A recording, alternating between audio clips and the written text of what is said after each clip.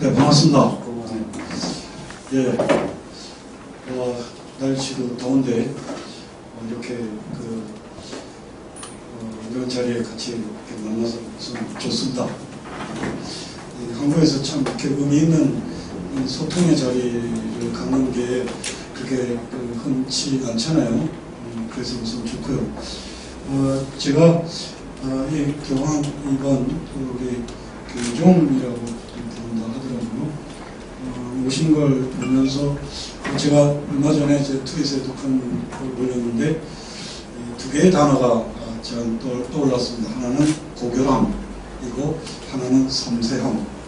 이런데 아주 높은 분이신데 가장 낮은 자리로 하는 그런 어떤 정체성에서의 어떤 인간이 어디서 비롯될까라는 점에서 이제 그런 생각을 해봤습니다. 한국 사회에 이제 비어 있는 부분이잖아요. 고교함 그리고 섬세함 그런 것이 비어 있는 사회에서 익숙해지면 머리 좋은 사람은 되게 이제 뻔뻔한 사람이 되고요.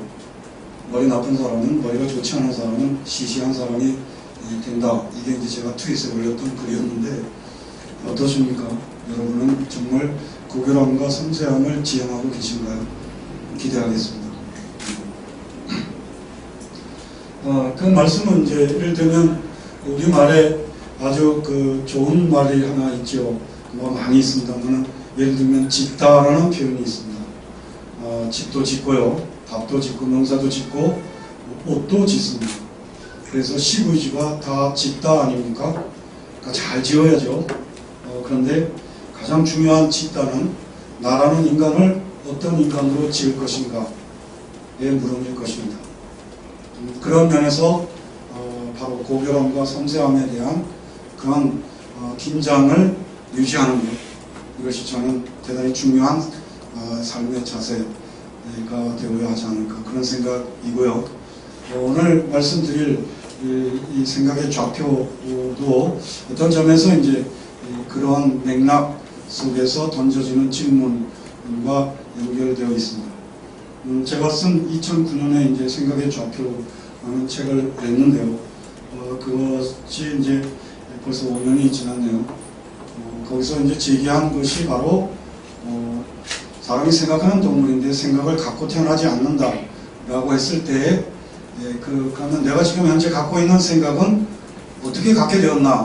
라는 물음을 던져야 한다라는 것이고 바로 그래야만 생각하는 사람으로 출발할 수 있다라는 너무나 당연한 주장이었습니다.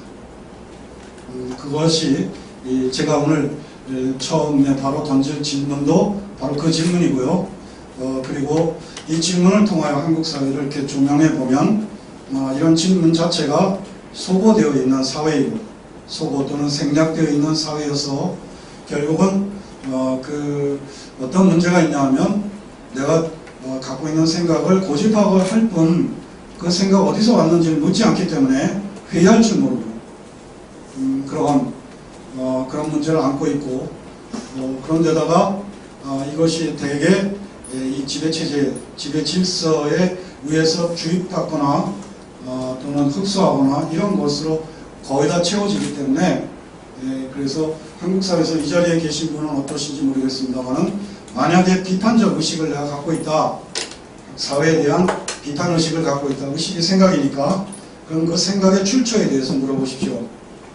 내가 비판적 의식을 갖고 있다, 나아가서는 역사에 대한 어떤 그런 의식을 갖고 있다, 나아가서 또 진보적인 의식을 갖고 있다 라고 하는 분이면 그 의식은 내가 어떻게 갖게 되었을까를 물어보시면 대개 특별한 계기가 있어야만 가능하고요.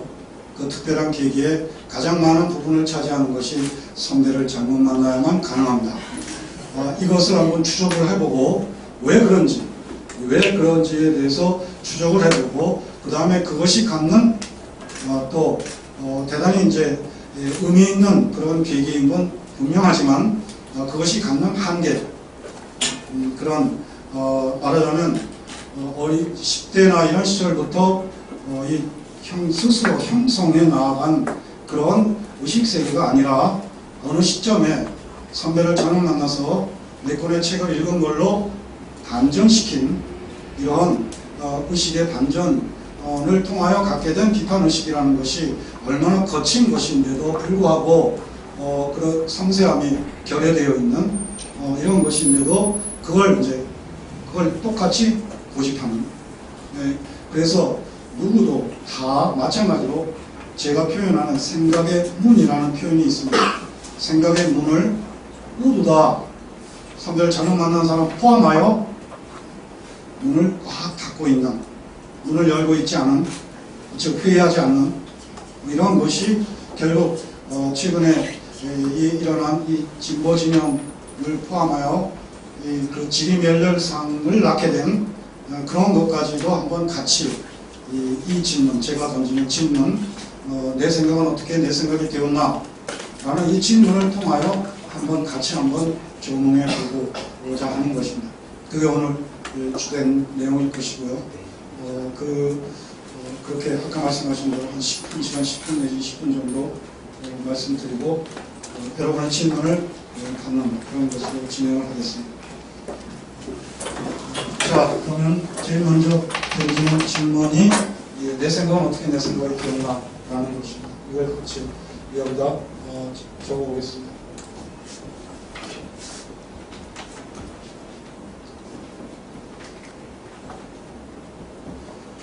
어떻게 내 생각이 되었나. 사람은 생각하는 동물이지만 생각을 갖고 태어나지 않습니다. 제가 이 말을 반복적으로 하게 될 것입니다. 그러면 내가 생각하는 사람으로서 정말 생각하는 사람이라면 제일 먼저 던져야 될 질문이 바로 이 질문입니다. 이건 저의 논리입니다. 그러니까 사람이 생각하는 동물인데 생각을 갖고 태어나지 않는다면 내가 지금 현재 갖고 있는 생각은 어떻게 내 생각이 되었을까라는 이 물음을 던질 때에 비로소 생각하는 사람으로 출발할 수 있다 라고 할 때 이것이 제 논리가 나름 타당하다면 지금 여러분은 이 질문이나 또는 이와 유사한 질문을 스스로 던지신 적이 있으신지요? 물론 이게 뭐 꼭 답을 하라는 건 아니고요. 제가 이 질문 이거에 비추어 보면 그 한국 사회 구성원들의 절대 다수는 제 논리에 따르면 생각하는 사람이 아니라는 것입니다. 왜? 생각하는 사람이라면 제일 먼저 던져야 되는, 물어야 되는, 내가 갖고 태어나지 않은 생각을 내가 생각하는 사람이라는데, 근데 생각은 갖고 태어나지 않는데 그럼 내가 생각을 어떻게 형성하나? 나아가서 지금 내가 갖고 있는 생각은 어떻게 내 것이 되었나? 라는 물음도 던지지 않는데 어떻게 생각하는 사람이라고 말할 수 있겠는가? 이 점입니다. 그것을 좀 같이 물어보고 싶은 거고요. 그 다음에 이 질문이 생략되어 있는, 소거되어 있는 사회이기 때문에 나타나는 문제인데 바로 생각의 성질만 꿈틀거린다는 것입니다. 이것은 특히 스피노자라는 탁월한 네덜란드인이면서 유태인인 17세기 인물이죠. 탁월한 인문학자가 바로 데카르트의 이후에 후배로서 데카르트가 선언한, 잘 아시잖아요. 코기토 에르고 줌, 나는 생각한다. 그러므로 나는 존재한다. 여기에서 이제 그런 생각이라는 게 뭔지, 이것이 이제 인문학에 있어 가장 중요한 물음이지 않습니까? 그런데 이 스피노자는 바로 생각에는, 인간이 생각하는 동물이라는데 생각에는 그 자체의 성질이 있다. 바로 고집이다. 그의 말을 그대로 옮기면 사람은 한 번 형성한 의식을 고집하는 경향이 있다. 이게 바로 스피노자의 발언입니다. 결국 이것은 스피노자의 발언이 아니더라도 우리는 다 알고 있습니다. 그래서 지금 여러분이 갖고 있는 생각을 여러분도 고집하시죠? 고집 안 하시나요? 친구 간에 또는 부부 간에, 부모 자식 간에 얘기를 하다가 그렇습니까? 그럼 제가 제 생각을 적겠습니다. 이렇게 말하시나요? 어린 거 아무렇지도 없죠. 예, 다 자기 생각을 고집합니다. 고집하는 건 똑같은데 이 결과를 갖고 있는 건 어느 사회나 마찬가지인데 바로 그 생각, 고집하는 생각을 어떻게 형성했나 라는 이 물음, 이 과정은 한국 사회의 경우 없다는 것입니다. 이 과정이 없기 때문에 현재 갖고 있는 생각을 오로지 고집할 건 회의할 줄 모른다. 잘 아시는 바와 같이 나는 생각한다, 그러므로 나는 존재한다는, 정말 생각하면 나는 누구인지, 또 생각이라는 게 뭔지 이런 질문들이 다 의문을 품게 하는 것입니다. 그래서 나는 생각한다는 실상 나는 회의한다. 의문을 품는다. 그러므로 나는 있다. 인간으로서. 그런데 한국의 경우에는 바로 이 과정 자체가 없고 생각하지 않기 때문에, 그런데 바로 생각의 성질이 고집이기 때문에 오로지 고집할 뿐 회의할 줄 모르는, 바로 이것이 제가 말씀드린 생각의 문이 닫혀있다 라는 것이고요. 이것이 결국 우리 사회에서 어떤 결과를 빚고 있냐면 바로 설득의 불가능성입니다. 설득이 안 됩니다. 왜냐하면 회의할 때에 회의할 줄 아는 사람일 때, 생각의 문이 열려 있을 때, 그때 그 생각을 바꿀 수 있는 가능성이 있을 때에 이 생각 설득이 가능한데, 우리의 경우에는 이 회의할 줄 모르니까, 또 내 생각 어떻게 고집하는 내 생각이 어디에서 왔는지에 대한 물음 자체가 없기 때문에 이 설득이 거의 불가능한. 그래서 심지어는 부부간에도 여러분은 어떠신지 모르겠 결혼하신 분도 계실 텐데요. 부부간에도 생각이 다른 점이 발견되면 어떤 모습을 보이냐? 침묵을 보입니다. 말을 안 하는 편을 택합니다. 왜? 그 얘기 꺼내봐야 생각을 모아가는 그런 어떤 향유, 즐거움 이런 것을 갖지 못하고 말다툼만 합니다. 이게 우리의 실상이죠. 사실 향유라는 표현을 썼습니다만, 제가 사람이 생각이 달랐던 사람이 대화 토론을 통하여 생각을 모아갈 때 느낄 수 있는 즐거움이 인간만이 가질 수 있는 즐거움 중에 하나입니다. 근데 우리는 그 즐거움을 갖기가 너무 어렵습니다. 왜? 각자가 갖고 있는 생각을 고집할 뿐이기 때문이죠.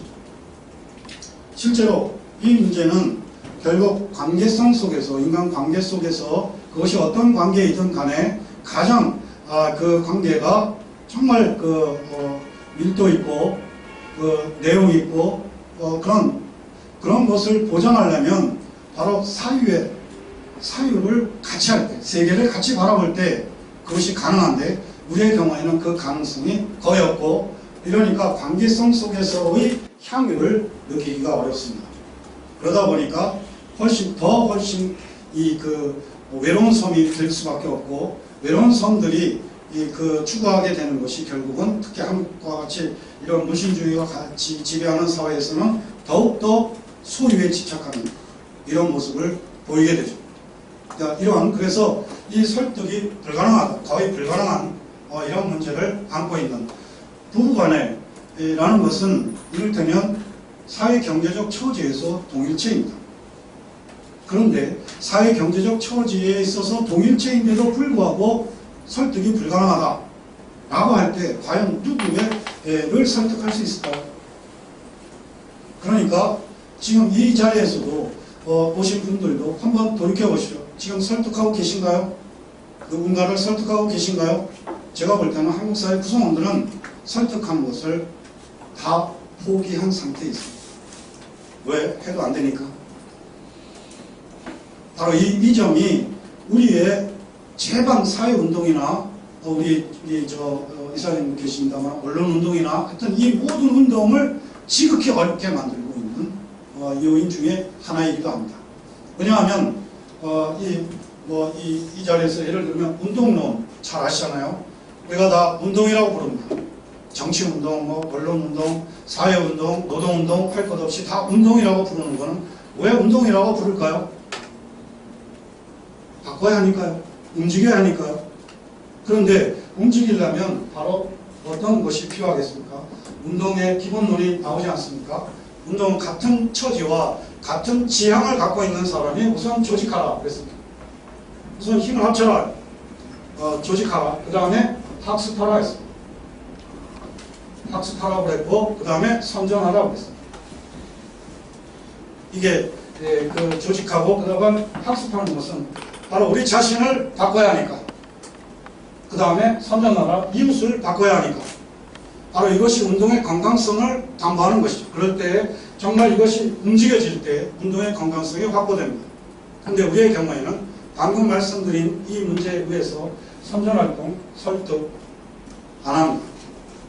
지금 여러분이 알고 있는 어떤 이 진보 진영이든 어떤 진영에서 그 활동하고 있는 그런 단체나 조직이나 이런 걸 떠올려 보실 때 과연 얼마만큼 제대로 선전 활동을 하고 있나.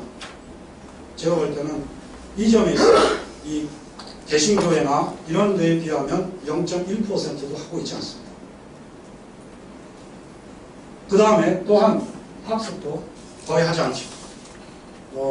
노동조직이든 이게 과연 학습을 하고 있나. 아까 말씀드린 이 문제는 뭐냐 하면 제가 이제 나중에 말씀드린 이 생각의 반전을 통하여 형성한 이른바 한국 사회에서 얘기하는 의식화 되었다고 하는 그 사람들은 이미 태양의 진리를 다 획득했습니다. 그래서 학습 안 하고 학습 안 해도 되고 몇 권의 책을 읽은 걸로 다 알아버렸어요. 그건 상대적으로 그런 거죠. 왜냐하면 선배를 아직 만나지 못한 사람에 비하면은 물론 낫습니다. 물론 낫지만 실제로 그것이 얼마만큼 이 세상이 변화하는 거에 비하여 그 내용을 제대로 알고 있을까? 어림도 없죠. 그런데도 상대적으로 오라라는 것에 의하여 아주 거친 내용인데도 그것을 거기서 멈추고 있고 오만하게 그리고 공부 안 하고 그러다 보니까 결국 학습도 없습니다. 결국 뭐가 남습니다. 조직만 남습니다. 한국의 이 진보 진영의 조직들이 갖고 있는 문제점은 바로 조직만 남아있기 때문에 어떤 지향을 갖냐? 당연히 조직 이기주의에 머물게 되고 그 다음에 조직 내에 그 알량한 권력을 획득하기 위하여 싸우고 내부에서 장파 다툼 뭐 이런 것이 주된 그 내용이죠. 그러니까 이 운동의 건강성은 이미 죽어버린 이런 문제가 우리의 현실 아닌가 이런 생각을 저는 하게 되고 그것이 이제 최근에 이 지임연결된 상황에 내몰리고 있는 이 문제와 무관하지 않다라고 생각을 하고 있습니다. 바로 이렇게 된 배경이 어떤 것일까? 바로 이 설득 불가능성이라는 이 점에 의하여 그러니까 의식화됐다는 그 소수의 사람들이 상황을 비판적으로 보는 거, 부정적으로 보는 거 당연하죠. 그런데 그것을 개탄하고 이런 것으로 자신의 어떤 지적, 윤리적 우월감을 다독거리면서 그러면서 자기들끼리 그런 리그에 그냥 이 자족하고 있는 이런 게 지금 우리의 상황이 아니냐라는 이런 생각을 하게 되고 우리가 흔히 대중 얘기를 하고 있습니다만 대중의 현실과 유리된 그리고 우리들끼리만의 논리 이런 것에 머물고 있지 과연 대중을 얼마만큼 접촉하려고 하고 이 대중을 얼마만큼 설득하려고 하고 있는가 또 나 자신은 얼마만큼 나의 부족함을 인식하고 학습하려고 하고 있는가 라는 지점에서는 저는 아직 갈 길이 멀다라는 그런 생각을 하고 있는 것입니다. 그러면 이 설득 불가능성에 대하여 한번 왜 그렇게 되었나 특히 이 바로 내 생각은 어떻게 내 생각이 되었나라는 이 물음에 담겨있는 제가 말씀드린 우리는 이 질문을 던져본 적이 없다. 거의 던지지 않는다. 라는 것이 어떤 맥락에서 어떤 배경에서 이 말씀을 드리는지를 말씀을 드려보겠습니다. 왜 이렇게 되었는가. 자,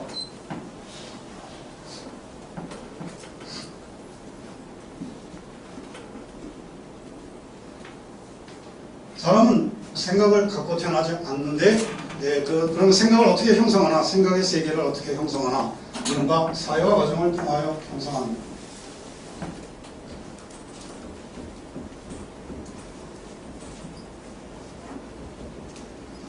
어머니 뱃속에서 태어나서 바로 사회와 만나죠. 가정이라는 사회와 만나고 이웃과 만나고 학교와 만나고 그런데 지금 현대에 있어서는 바로 가장 중요한 그 장소가 공간이 가정과 학교입니다. 바로 이 사회화 과정에서 가장 중요한 가정과 학교에서 공히 우리 사회는 생각에 대해서 묻지 않는다는 것입니다.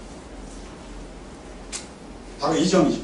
제가 왜 그렇게 됐나를 말씀드리려는 배경이 바로 여기 있습니다. 우선 가정의 예를 들어봅시다. 과연 가정에서 우리는 아이에게 생각하는 존재로 일단 대접하고 있는가? 그렇지 않거니와 거의 소유물로 바라보거나 그야말로 생각하는 주체로 인격적으로 이렇게 대화 토론의 대상으로 보고 있는가 상대로 보고 있는가 그렇지 않다는 겁니다. 그렇지 않고 심지어는 아이하고 대화를 하고 그런 것이 아니라 아이가 생각하는 존재가 되어서 던지는 질문조차 답변하지 않는 이것이 가부장적인 문화든 빨리빨리 문화든 이런 것이 결합되어서 나타난 것이든 간에 결국 마찬가지 일인데요. 이 가정교육에서 가장 탁월하다고 이 평을 받고 있는 그 가정이 유태인 가정입니다. 사실 요즘 이스라엘이 벌이고 있는 걸 보면 그것도 참 그렇게 안 했으면 좋겠다는 생각도 들긴 합니다만 유태인 가정은 부모가 입에 아이를 향해서 입에 달고 다니는 말이 있습니다. 바로 내 생각은 뭐냐입니다. 아이가 어렸을 때부터 끊임없이 던지는 질문입니다. 네 생각은 뭐냐? 넌 어떻게 생각하니? 이 질문을 던지는데 거기에 비하여 우리의 경우에는 아이에게 질문을 하고 난 네 생각은 뭐냐? 이런 것이 아니라 그래서 끊임없이 난 어떤 생각을 가져야 될까라고 그런 질문을 스스로 던지는 계기를 부모가 주기는커녕 생각하는 존재로서 당연히 갖는 질문에 대해서도 귀찮아하거나 거의 답변을 안 하는 이게 바로 빨리빨리 문화, 가부장 문화 이런 거하고 관련이 되는 그런 것이라고 보는데요. 제가 유럽에 있는 동안에 한 그 아동학자가 쓴 책을 하나 읽다가 육아법 책이었는데 관련 책이었는데 아이가 태어나서 13개월 내지 15개월쯤 되면 아이가 말하기 시작합니다. 그렇지 않습니까? 말을 하지 않습니까? 이 아동학자가 몇몇 아이의 그 말하기 시작한 뒤에 이 아이의 삶의 공간에 녹음기를 설치해서 이 아이가 하루 종일 말하는 것을 다 녹음을 했어요. 그래서 언제까지? 36개월, 만 3살 될 때까지. 그러니까 이 아이의 이 사유가 어떻게, 사유세계가 어떻게 형성되는지는 말해주는 것이죠. 그것은 곧, 왜냐하면 말이 곧 생각이기 때문입니다. 대단히 중요한 것인데요. 말이 곧 생각이다. 생각이 곧 말이고, 왜 그런가? 우선 이제 이 지점에서 제가 저의 어떤 슬픔 같은 게 있는데요. 저 때문에 제 두 아이는 아이들의 자신의 의지와 전혀 관계없이 프랑스에 가게 됐고 그랬는데 거기 남아 있어야 됐고 그러다 보니까 저는 되돌아올 수 있게 됐을 때 20여 년 만에 되돌아왔는데 아이들은 지금 프랑스에 살고 있어요. 두 아이가. 제가 30대 초에 이제 프랑스에 가게 됐는데 그 상황에서 이제 3살, 6살이었던 두 아이가 이제 프랑스에 가게 됐는데 저는 돌아올 수 있게 됐을 때 아이들은 거기 남아야 하는 그래서 이 세대 간 이산을 해야 되는 이런 상황이고 그래서 지금도 제 처는 파리에 가 있는 상황인데요. 그야말로 제 처가 이제 기러기 침세가 되어 있는데 어쨌든 제 아이들은 이중의 정체성을 안고 살아야 되는 이런 현실인데요. 그럼 왜 그런가?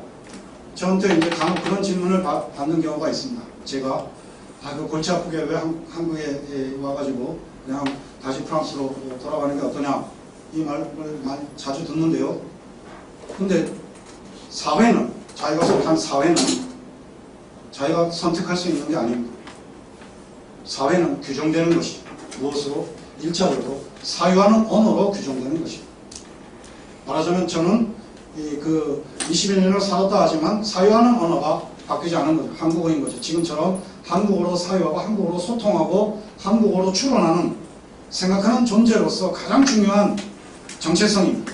그것이 사회를 규정하는 것이죠. 저는 어쩔 수 없이 한국 사회 구성원이고 원하든 원하지 않든 제 아이들은 어쩔 수 없이 원하든 원하지 않든 프랑스 사회 구성원입니다. 왜? 프랑스어로 사유하기 때문에. 바로 이 점이죠. 그것이 곧 말이 곧 생각이고 생각이 곧 말이다. 곧 말하기 시작했다는 것은 생각의 세계가 형성되고 있다는 것을 의미하는데요. 그렇게 얘기할 수 있는데 바로 이 시점부터 36개월 말하기 시작한 뒤로부터 36개월 되는 동안 다 녹취를 해서 도대체 무슨 말을 많이 하는지 어떤 말을 하는지를 분석을 합니다. 이 아동학자가.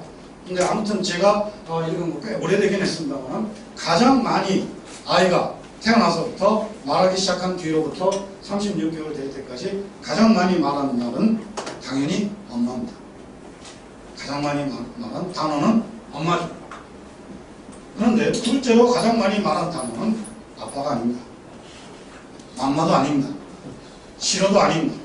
둘째로 가장 많이 말한 단어는 왜입니다. 바로 이것이 대단히 중요한 이 작전인데요.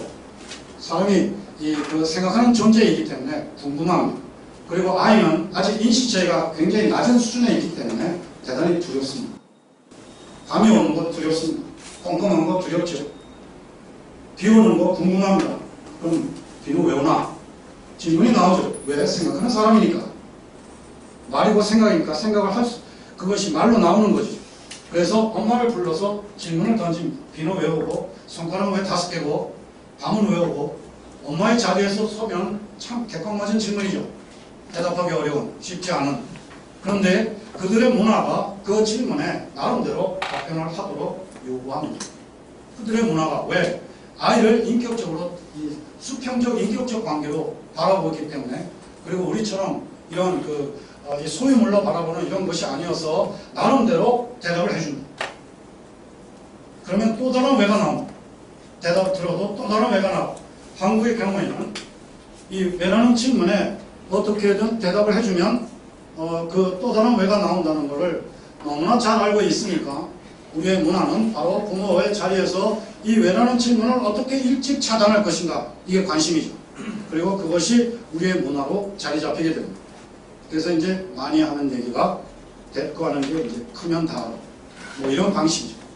크면 다 알아. 이게 얼마나 정말 생각 없이 산다의 전형적인 대답인데요. 아이의 자리에서 역지사지를 해보죠. 역지사지 잘 아시지 않습니까? 상대방의 자리에서 사유하라. 역지사지. 상대방의, 그것도 생각 아닙니까? 역지사지. 상대방의 자리에서 생각하라. 즉 아이의 자리에서 생각해라. 그럼 아이의 자리에서 보면 엄마, 우선 내 존재 자체가 엄마가 다 컸다는 증거입니다. 엄마가 다 컸으니까 날 낳았지 않습니까? 그런데 엄마가 뭐라고 해요? 그냥 다 알아. 엄마 알고 있다는 얘기인데 대답은 안 해줘. 완전 묵살이죠. 그러니까 이게 모순이잖아요. 그런데 그 모순에 대해서 엄마가 인식을 못해요. 그러니까 넘어갑니다. 그리고 예를 들면 나도 몰라. 그 다음에 나도 몰라 한 자신을 합리화해야 되니까, 인간은 이성을 갖고 있어서 합리적 존재여야 하는데 되게 합리화하는 존재이기도 하죠. 그러니까 합리화해야 되니까 몰라도 돼. 이런 방식으로 나아가고, 결국은 그래도 또 질문을 던지니까 어떻게 대꾸하냐? 결국 야단을 칩니다. 바빠 죽겠는데 쓸데없는 질문. 과연 쓸데없는 질문일까? 결국 엄마의 인식체계로 아이의 여물지 않은, 그러나 너무나 당연한 그 아이로서 던지는, 가질 수 있는 인식체계를 부중하는 이런 상황에서 우리는 가장 가까운 엄마와 아빠에게서 생각하는 사람이라는 이유로 야단맞습니다. 제가 지금 생각하는 사람이라는 이유로 야단맞는다, 이 표현을 썼어요. 생각하는 사람이니까 질문이 나오고, 질문이 나오니까 질문 던지는데 대답을 듣기는커녕 야단맞지 않습니까? 그럼 우리가 어떻게 해야 되겠습니까? 가장 가까운 나를 사랑한다는 나의 엄마, 아빠가 내가 던지는 질문에 대답을 해주기는커녕 꾸중을 하는데, 야단을 치는데, 그러니까 우리는 사유하며 생각하는 것 때문에 야단맞는. 자, 부모에게 거부당한 왜라는 질문을 누구에게 던질 수 있을까요? 누가 받아주나? 왜라는 질문이 죽은 사회. 왜라는 질문이 죽은 사회는 논리의 추구가 설 자리가 없습니다. 토론 문화가 설 자리가 없죠. 합리성의 추구가 설 자리가 없습니다. 결국 지금 세월호 참사와 관련해서도 지금 새누리당이 저럴 수 있는 것이 결국 숫자의 힘 아닙니까? 오로지 쪽수로 밀어붙이는, 물리력으로 밀어붙이는, 어떤 논리도 제대로 작동하지 않는 이런 것이 바로 이런 점에서, 이런 데서 나온 거죠. 그리고 예를 들면 이 키케로라는, 많이 아실 겁니다. 로마 시대의 공화주의자였고 정치가이며 학자였던 키케로, 결국은 이제 그 황제 제도가 되면서 이제 결국 죽음을 당하고 마는 그런 분입니다만은 벌써 2100년 전 사람입니다. 이분이 한 말이 있죠. 논리로 안 되면 민심을 공격하라. 물론 반어법입니다. 근데 우리는 그것이 그대로 21세기 뒤에 그의 말이 그대로 통일되죠. 그러니까 저 논리로 안 되면 인신을 공격하라. 그냥 비판적이면 넌 정북이지. 바로 그런 방식 아닙니까? 그 다음에 이 수국골통이지 뭐 바로 인신을 공격합니다. 제가 인터넷 문화에서 이렇게 인터넷 댓글 이런 거 보면서 참 기감이 듭니다. 논리로 다투는 걸 거의 보기가 어려워요. 거의 다 인신공격입니다. 제가 트윗을 할 때에도 어떤 경우에 이제 그런 반응을 보일 때가 있는데, 그런 반응에 하는 부분이 다 거의 다 인신공격. 그러니까 하다못해 예를 들면 그러면 네가 좋은 그 프랑스로 꺼져라 뭐 이런 얘기에서부터 하여튼 그런 이 논리로 다투는 게 아니고 그냥 인신공격합니다. 잘 나가다가도 수틀리면 요즘은 좀 그런 사람이 좀 줄어들었다 하지만 여전히 남아있다고 보는데 그 인신을 공격합니다. 너 전라도 사람이지. 이 참 우스갯소리로 해야 할지는 모르겠습니다만은 자동차가 부딪혔는데 나이를 묻는 나라는 한국밖에 없을 겁니다. 당신 몇 살이야? 그렇죠. 목소리 큰 게 이기고 이게 그 논리로 다투는 게 아니라 바로 이 나이로 누르려고 하고 쪽수로 누르려고 하고 이 물리력으로 누르려고 하고 이러한 것이 저는 왜라는 친구는 죽은 사회예요. 과연 가정에서 이 스스로 잡게 된 왜 가장 가까운 엄마 아빠가 싫어하고 야단치는 왜라는 질문을 누구에게 던질까? 학교에서도 불가능하고 이러다 보니까 왜라는 질문이 죽으면서 나타난 그 결과가 바로 그러한 저기를 나왔다고 보는 거죠. 오늘 지금 주제와 관련해서는 어쨌든 사회와 가정에서부터 나는 어떤 생각을 가져야 될까? 나는 이런 이 자기 성찰적 이런 물음 이것이 생략되어 있다. 그걸 할 여지가 없다. 라는 말씀을 드리려는 그런 하나의 내용이었습니다. 그러면 이렇게 해서 그런 과정을 거친 이 아이가 우리들이 학교를 가게 됩니다. 그럼 학교에 가서도 과연 사유에 대해서 묻는가? 참 이 점도 심각한 상황이죠. 우선 우리가 공부하는 학문 이것을 그걸 학과라고 불러도 좋고 그 분야라고 불러도 좋고 그것은 범주라고 불러도 좋고 그것은 크게 두 개로 나누어집니다. 하나는 자연과학, 수학이고요. 하나는 인문사회과학이죠. 자연과학, 수학은 자연 현상에 관한 학문입니다. 객관적 진리를 찾아내는 학문입니다. 이것은 정답을 갖고 있습니다. 정답이 있죠. 수학 문제 풀면 정답 나오면 참 풀어서 나오면 굉장히 흐뭇하지 않습니까? 그렇죠. 인문사회과학은 인간에 관한 학문입니다. 또 사회에 관한 학문이에요. 즉 인간과 사회에 관한 물음의 학문이죠. 어떻습니까? 인문사회과학은 정답이 있습니까? 바로 이 지점인데요. 예를 들어서 사형제도는 정답이 있습니까? 사형제도 인간에 대한 물음, 사회에 대한 물음에서 대단히 중요한 물음 중에 하나죠. 사형제도. 여러분의 또 저의 견해가 있을 뿐이죠. 정답을 갖고 있지 않습니다. 또 어떻습니까? 존엄사 제도는 어떻게 생각하십니까? 여러분 대체복무제에 대해서는 어떻게 생각하십니까? 또 국민부담률은 한국에서 몇 %가 적당하다고 보십니까? 우선 국민부담률이 무엇인지 아시나요?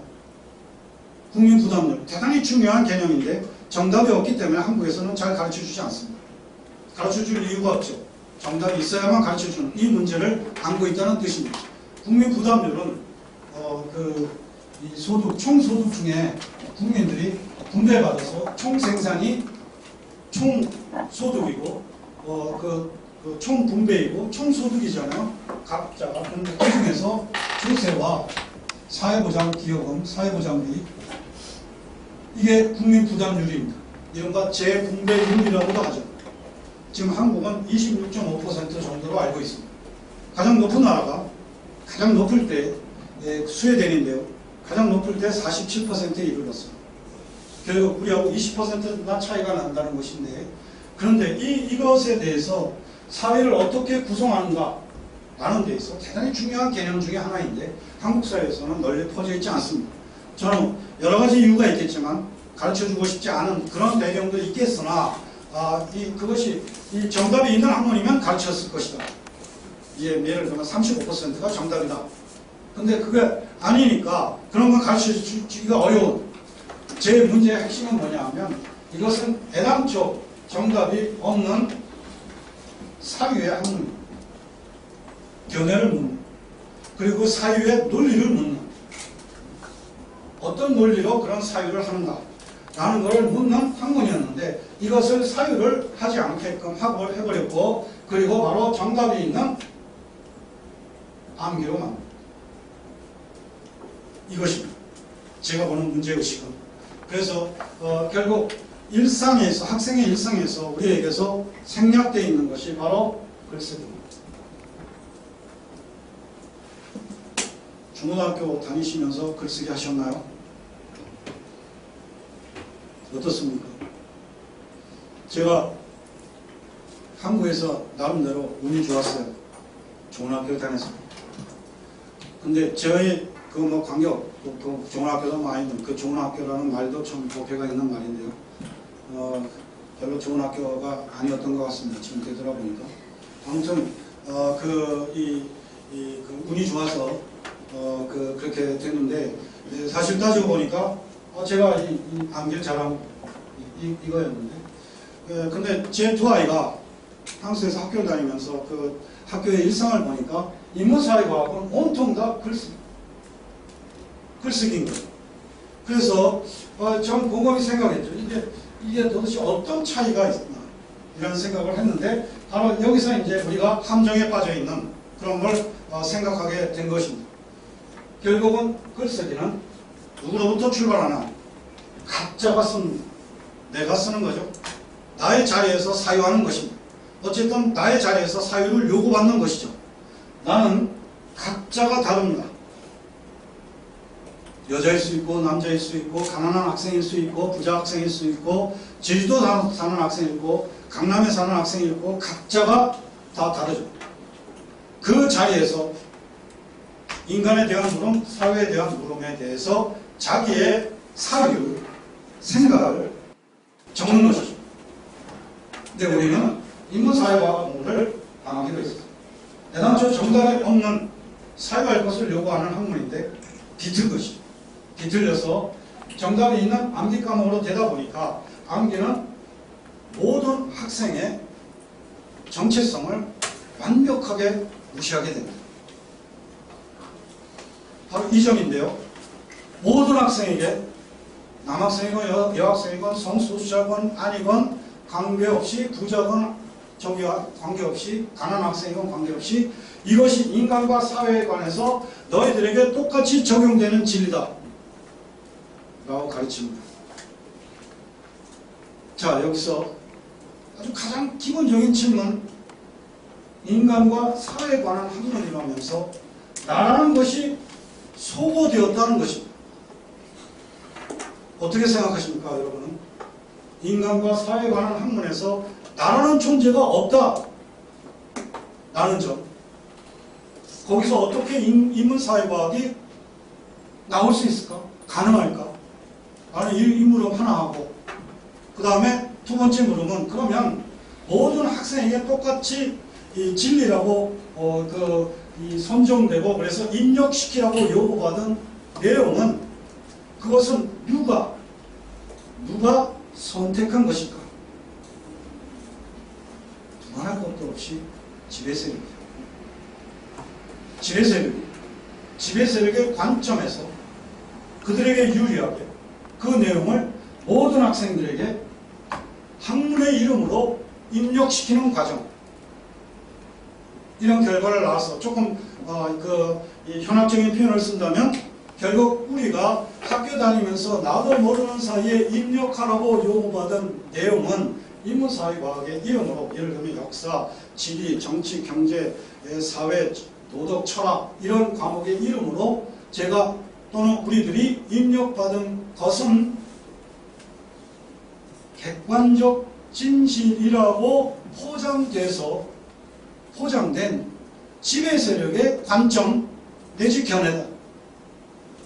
거기에가 대부분이 그럴 수밖에 없는 거 아니에요. 이 지점에서 이제 칼 막스가 도이치 이데올로기에서 얘기한 한 사회를 지배하는 이념은 지배계급의 이념이다.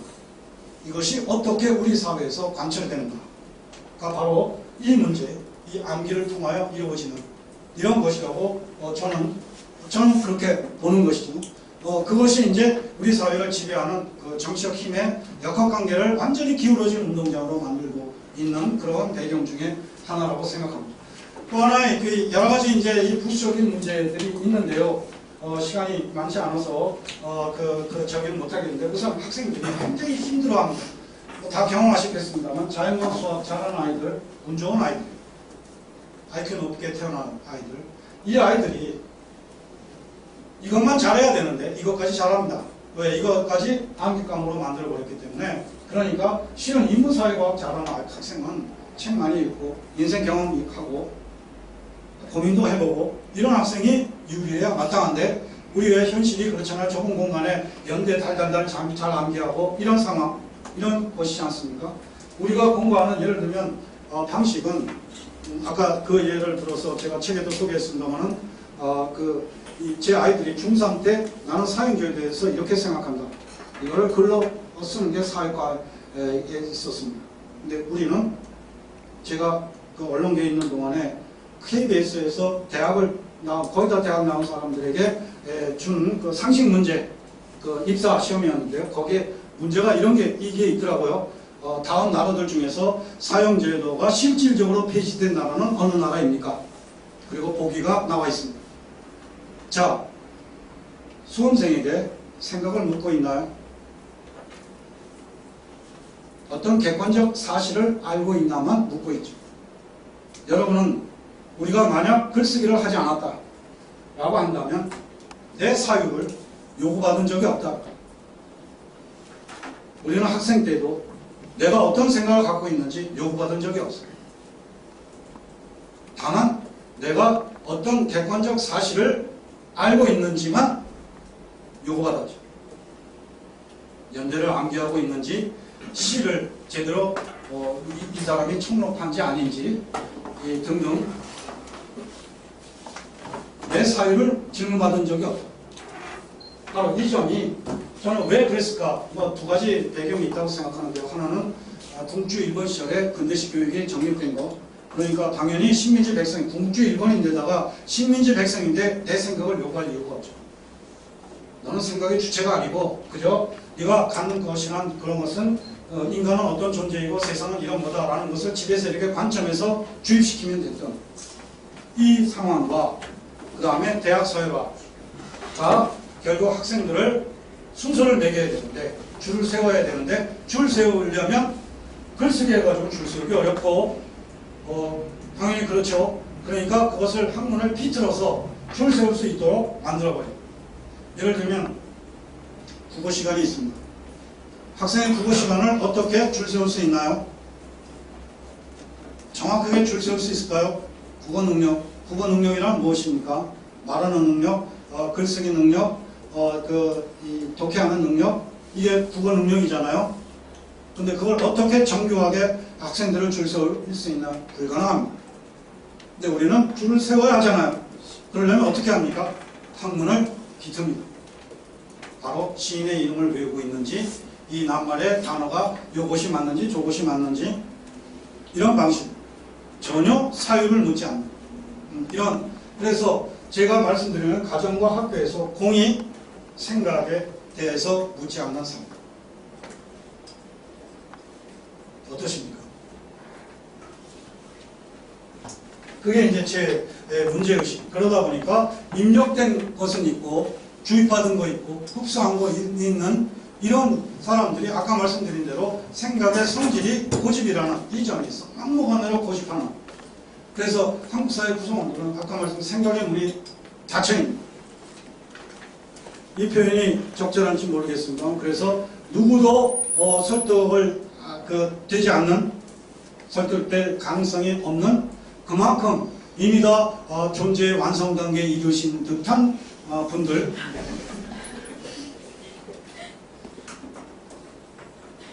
어쨌든 설득의 이 관점에서 보면 그렇다는 겁니다. 제 표현이 좀 지나칠 수 있겠습니다만, 그렇죠. 그러면 바로 이 질문을 던지지 않기 때문에 당연히 제기되는 대단히 중요한 철학 명제잖아요. 고전 철학 명제, 존재가 의식을 규정한다. 라는, 그래서 나는 내가 가장 마땅한 생각을 갖고 있나. 이 질문을 당연히 던져야 되는데 이 질문도 안 던지는데 그 질문까지 나아가겠습니까? 나의 정체성에 맞는 내가 당연히 가져야 될 생각을 갖고 있을까? 라는 질문 말입니다. 없죠. 거의 하는 사람 없습니다. 많은 이 식자들이 이게 철학의 고전 명제다, 존재가 의식을 규정한다, 이거 막스를 비롯하여 수많은 사람들이 하고 있는 얘기, 즉 나로서 내가 노동자니까 노동자 의식을 가져야 되고, 농민이면 농민 의식을 가져야 되고, 서민이면 서민 의식을 가져야 되고, 이게 바로 계급 의식의 출발점인데, 그런데 나아갈 염이 없죠. 예를 들면 제가 그냥 자기적으로 예를 드는 것이 있는데요. 제가 한번 여러분은 어떠신지, 제가 이 만국 공통의 이 숫자 5개의 숫자를 제가 선보였습니다. 짝수 16에서 시작해서 8로 끝나는 이 숫자를 보고 뭐가 떠오르나요? 보시고 제가 바라는 게 있죠. 제가 바라는 거는 이거 노동시간 얘기하려는 거지. 이 반응을 기대하는 겁니다. 이 숫자를 보고 이것은 자본주의 사회 안에 노동시간의 아주 개략적인 변화입니다. 지금 우리가 8시간 노동을 기본으로 하고 있지만 180년 전 이때만 해도 노동시간 하루 16시간. 여러분이 본 예컨대 레미제라블의 그 상황, 1820년대에 코제트의 엄마 팡틴이죠. 팡틴이 장관장, 마들레네 시장에 대해서 이제 운영하는 그 구슬 공장에서 일하는데 그 당시에 노동시간 새벽 5시부터 저녁 9시까지입니다. 16시간입니다. 그것도 어떤 보호로 받지 못하고 결국 이 반장에게密보했다고 그냥 내쫓기는 모습을 볼 수 있지 않습니까? 아무튼 이런 흐름들, 노동절이 메이데이가 1886년 5월 1일이 바로 12시간 내지 11시간 이 시간을 일하던 19세기 말 1886년에 5월 1일에 그 당시 이제 시카고 노동자들이 8시간 노동제를 쟁취하려고 했던 데서 비롯되는데요. 아무튼 이 8시간 노동제가 저희된 게 기껏해야 1930년대의 일이죠. 그래서 가장 이민조선 그리고 이제 그 2차 대전 이때에 제1세기에서 정착이 됩니다. 근데 후퇴하죠. 물론 이제 다시 또 우리의 상황 같은 경우는 후퇴하게 되긴 합니다만 아무튼 이런 것에 대하여 우리가 내 존재에 맞는 의식을 갖고 있는 것. 그렇지 않습니다. 왜? 학교에서 가르쳐주지 않으니까. 배운 적이 없으니까. 예를 들면 제 아이들 중학교 때 사회시간에 모의노사 협의를 했습니다. 중3 때입니다. 여러분 해본 적 있으신가요? 고2 때 글 쓴 것 중에 뭐가 있었냐? 노동조합이 민주주의 발전에 미치는 영향. 이게 주제였습니다. 그나마 그것이 바로 자본주의 사회에서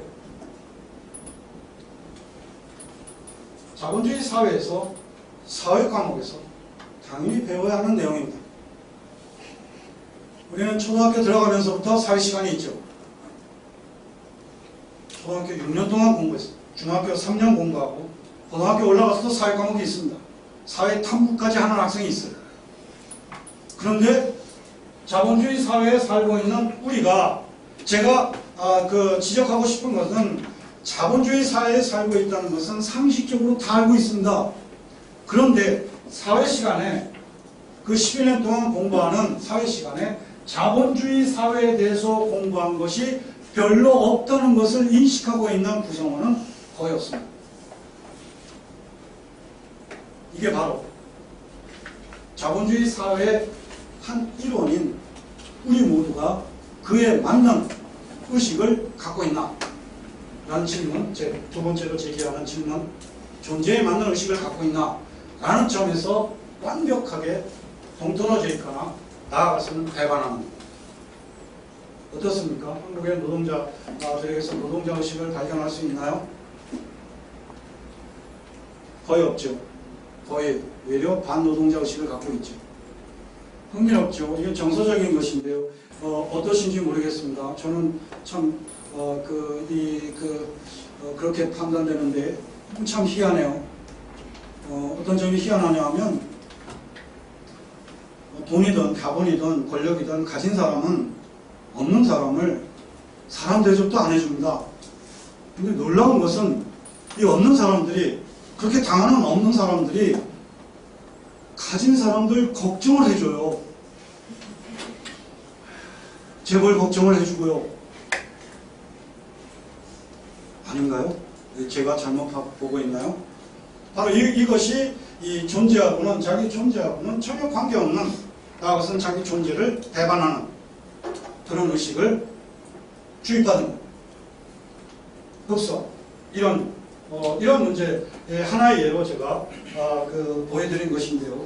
아무튼 존재가 의식을 규정한다라는 데서 어긋나 있는, 이반되어 있는 이런 점.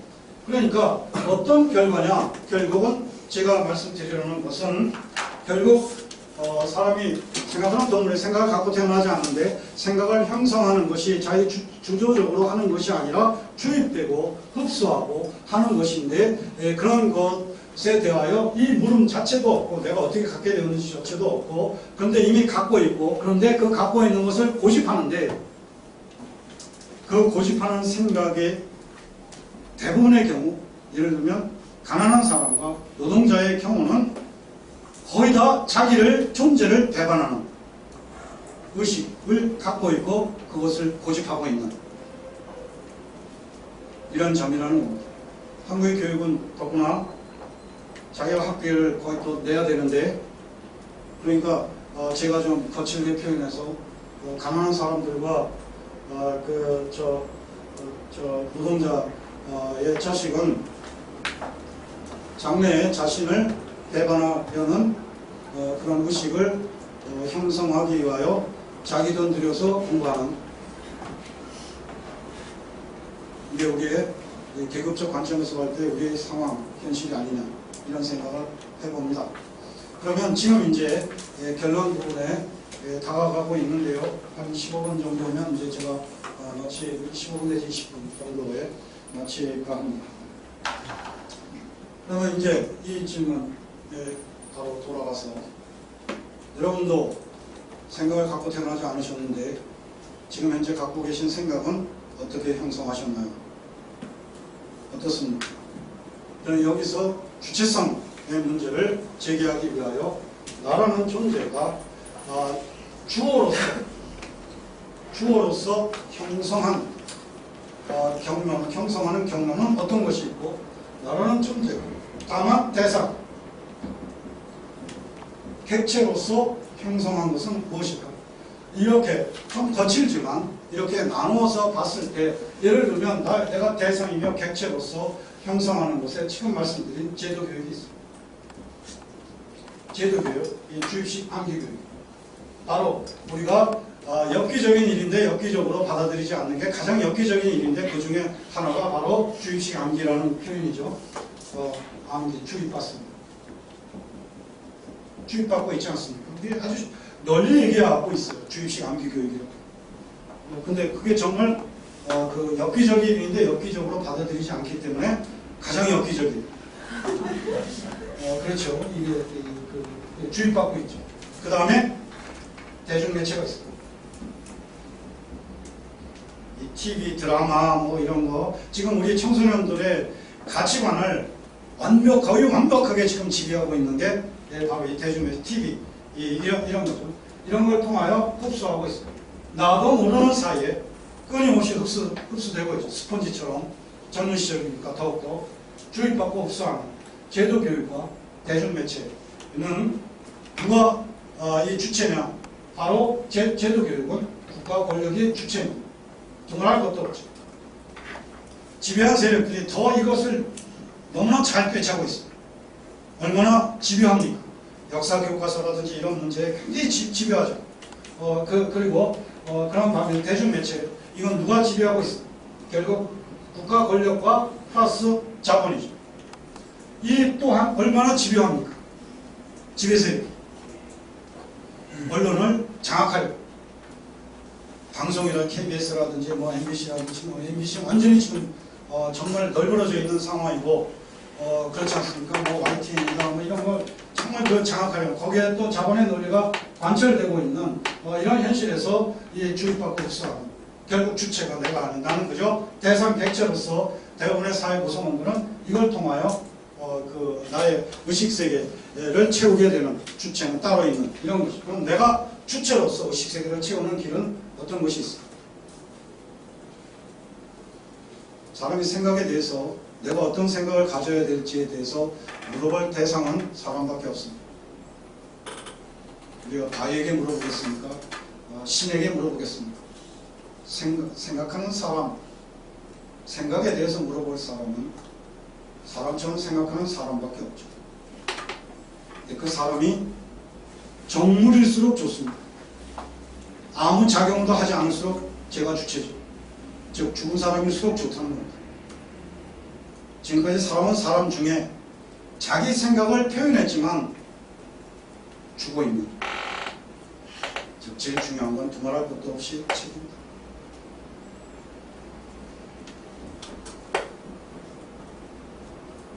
책을 통하여 지금까지 살아온 사람 중에 책을 남긴 사람의 생각을 참조하는 행위, 나의 의식세계 형성을 위하여.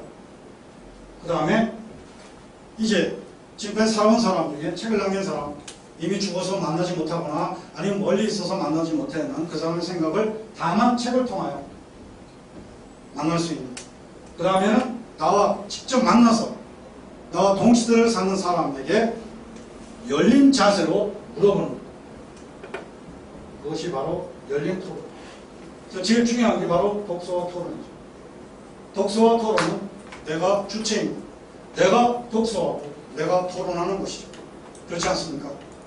그 다음에 이제 나 개인으로 돌아와서 다 오감을 갖고 있는 존재입니다. 그런 점에서 이 오감을 갖고 있는 존재로서 경험하고 여행하고 하는 등으로 그런 과정을 밟는 거죠. 그게 직접 경문이라고 부를 수 있을 것입니다.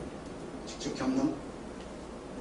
그 다음에 이걸 모두를 아울러서 다시 나의 의식세계 안에서 인간이 소우주와 같은 존재를 했으니 나의 의식세계 안에서 다시 고민하는 과정. 버무리고 이것을 성찰숙고라고 부를 수 있을 것입니다. 이건 그야말로 저도 고민 속에서 한국 사회 구성원들이 어떻게 의식세계를 형성하나 많은 거를 이렇게 고민하다 보니까 그냥 제가 이 구성틀을 한번 그 구성 만들어 본 겁니다. 이건 어떤 여기 반론도 제기될 수 있고 여러 가지 가능성이 있는데요. 아무튼 제가 중요한 것은 주체성이라는, 주체적으로 의식세계를 형성한다는 이 점에서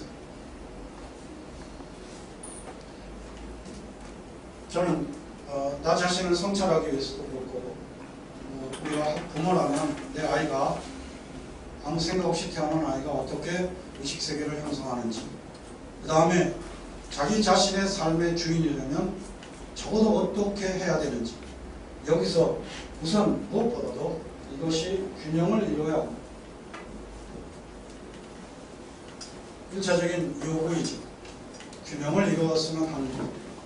근데 우리는 너무나 지나칠 정도로 이쪽으로 치우쳐 있습니다. 거의 이것의 그 조합, 시대적 상황, 환경에 따라서 약간의 편차가 있을 수 있을지언정 결국 이것의 조합으로 이루어지는 그리고 이것이 취약함. 이게 제일 중요한 게 가정도 그렇지만 학교 교육의 문제죠.